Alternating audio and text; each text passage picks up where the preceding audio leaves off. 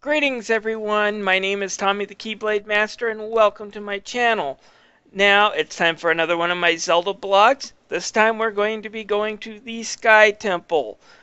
Basically the last few dungeons have been relatively easy. Solve a few puzzles, do a few side quests, and you're in. This one's going to make the third temple look like it's an easy job to get in. There's a whole bunch of stuff to do. In fact, if I had to go around and explain everything step by step, I'd be here for hours. Basically, though, it just revolves around getting Link's girlfriend's memory back. And you'll have to do a few side quests. One of the biggest ones, though, will be finding this hidden village of the Sheikah, which looks a lot like Kakariko Village from Ocarina of Time. In fact, it's modeled after it, only a little bit more run down. But wait a minute, this Kakariko Village is the village of the Sheikah, then what is that other Kakariko Village that's right by Death Mountain where it was in Ocarina of Time, which was also a Sheikah village? Are they two different villages now? Ugh! Now you can see why I said the story is kind of a mess, especially when it comes to the whole Zelda timeline. This game story will do that to you if you try to think about it too much.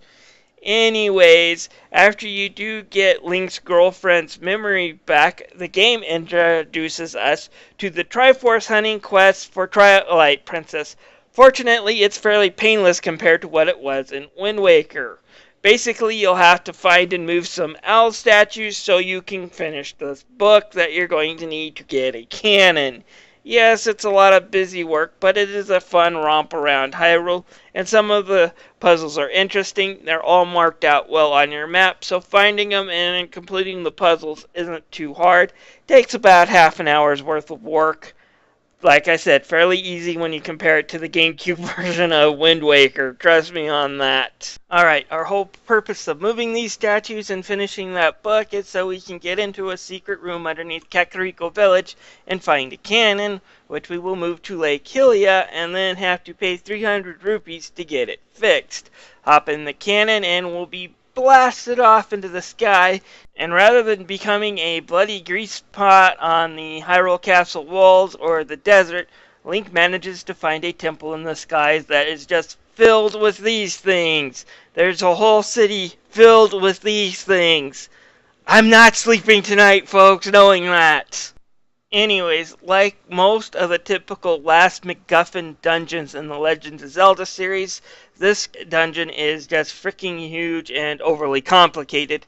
I would say in some ways it's worse than the Water Temple, but it does have a really fun object in the fact that you're going to get double hook shots. It's really fun just sticking to these walls and onto vents and then hook shotting around to different places. Some rooms have you just sticking to walls and ceilings and to get around and not even touch the floor, and in some cases there isn't any floor. It's a really fun and cool idea for some really neat puzzles.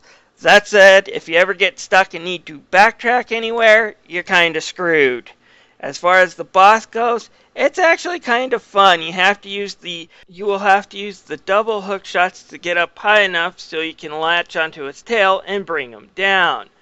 The second part is actually even funner, as you'll have to get up really high with these plants and then zoom around real fast trying to dodge his flame breath while you get behind him so you can latch onto his back and stab the eye that's behind it.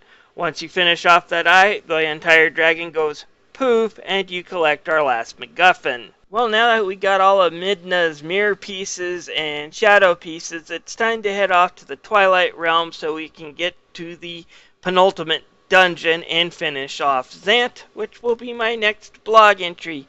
Thank you for watching this video. If you have any comments, feel free to leave them down below.